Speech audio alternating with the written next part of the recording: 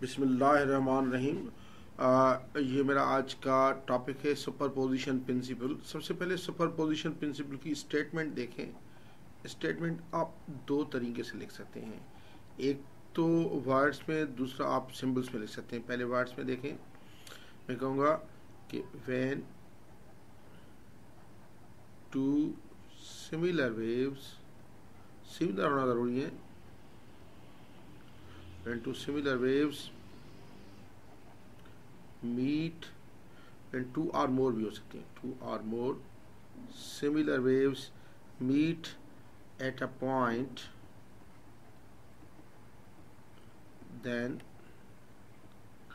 the displacement of the resultant wave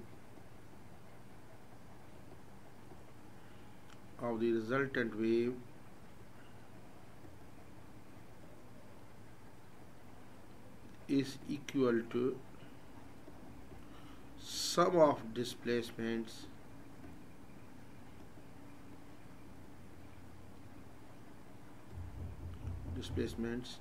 of individual waves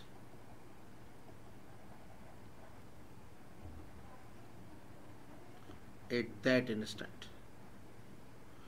that instant का लिखना ज़रूरी है, उस वक्त में, यानी जहाँ पे भी दोनों का होगा, दो या दो वेव्स अगर आपस में सुपर इम्पोज कर रही हैं या मिल रही हैं एक पॉइंट पे, तो जो उनका रिजल्टेंट वेव का होगा डिस्प्लेसमेंट, वो इंडिविजुअल वेव्स के डिस्प्लेसमेंट का वेक्टर सम होगा।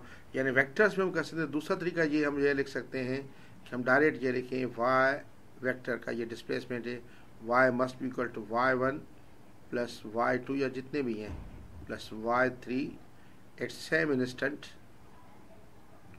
सेम इंस्टेंट का मकसद है कि टाइम सेम हो, सेम टाइम, उसी वक्त टाइम है, या अगर टाइम सेम नहीं है, स्पीड वेलोसिटी सेम है, तो सेम डिस्टेंस भी चल सकता है, लेकिन उस सूरत में आर एट सेम डिस्टेंस हो सकता है। If speed is same, speed of waves is same, ये दोनों हो सकते हैं जरूरी है। और हम वजाहत करेंगे कि y जो है ये है डिस्प्लेसमेंट ऑफ रिजल्टेंट वेव,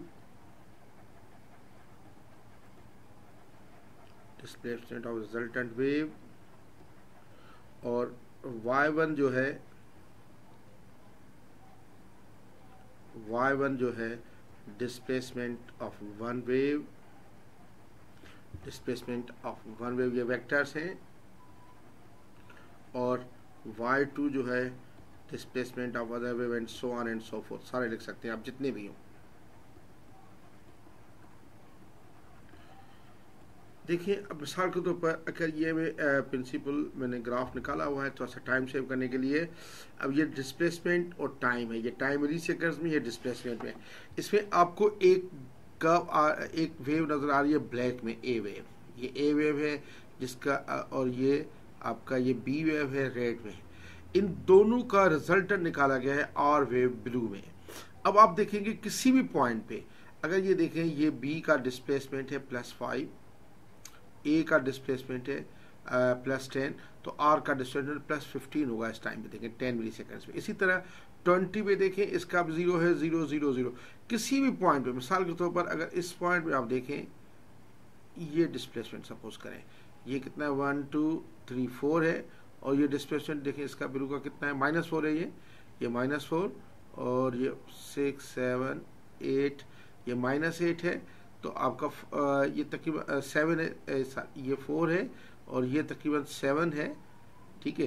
तो 7 थोड़ा सा मोटा हो गया, थोड़ा सा फर्क पड़ेगा, तो 4 और 7 4 और 8 12 बनते हैं, लेकिन इसमें मेरा आ रहा है तकरीबन, हाँ ये 12 भी आ रहा है तकरीबन, नहीं ये 12 उसके दीपक में इतना तो हो जाता है। तो आप देखें, ये रिजल्टेंट वेव का मैंने हाथ से निकाला है, तो जारी बात है, तो ये -12 आएगा। किसी भी पॉइंट पे आप किसी भी पॉइंट पे डिस्प्लेसमेंट दे सकते हैं, डिस्प्लेसमेंट पॉजिटिव नेगेटिव आपको देना जरूरी होगा। मिसाल ये पॉइंट आप देंगे, ये देखें इधर डिस्प्लेसमेंट कितना है 1 2, ये -5 है, ये -5 है, इस जगह पे ये भी -5 आ रहा है, तो थोड़ा सा वेव का हो गया। लेकिन आप इस तरीके से कर सकते हैं कि यानी ये थोड़ा सा, ये -4 है, -5 ले ले, -5 है और ये भी हमारा -10 है, तो ये तकरीबन -15 ये हाथ से आ रहा है तो इस वजह से आ रहा है। लेकिन बहरहाल आप किसी भी पॉइंट पे, ख़ास तौर पर इसके एम्पलीट्यूड में हम लोग जाते हैं, इसके एम्पलीट्यूड में आप ये देखेंगे कि ये +10 है। जो आपका एग्जामिनर देगा, ये मैं क्योंकि हाथ से निकालता हूँ तो इसमें थोड़ा बहुत फ़र्क आ जाता है मेरे बच्चों। ज़ाहिर बात है कि हाथ से इस तरीके से नहीं चीज़ें आ सकती। एग्जामिनर से कंप्यूटर से ग्राफ करते हैं, मेरे पास इस तरह की सहूलत नहीं है। तो बहरहाल हर जगह पे जहाँ भी करेंगे वो हमेशा सेम आएगा। कभी कभी ये डिस्प्लेसमेंट सपोज इस तरीके से भी आ सकता है। सपोज कि आप ये देखें कि सपोज ये वेव इस तरह चली गई, ठीक है, ये वेव इस तरह चली गई और ये दूसरी वेव सपोज इधर आ रही है,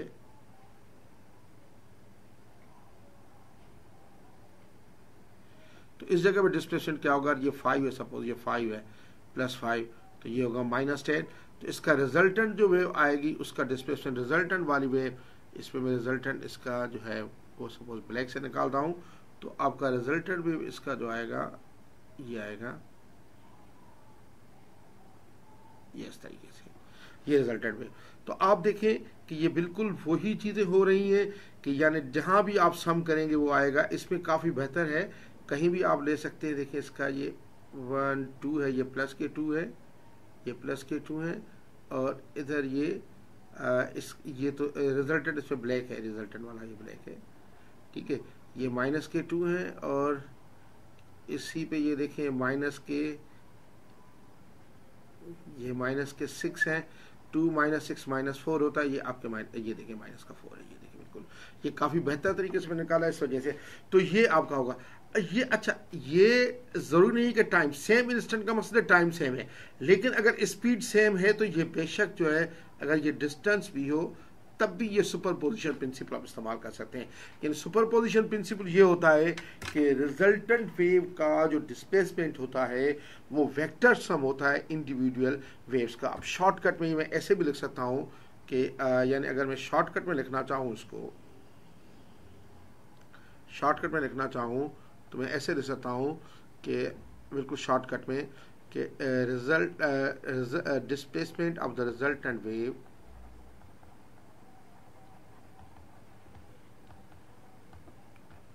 बिल्कुल shortcut, displacement of resultant wave is vector sum of individual displacements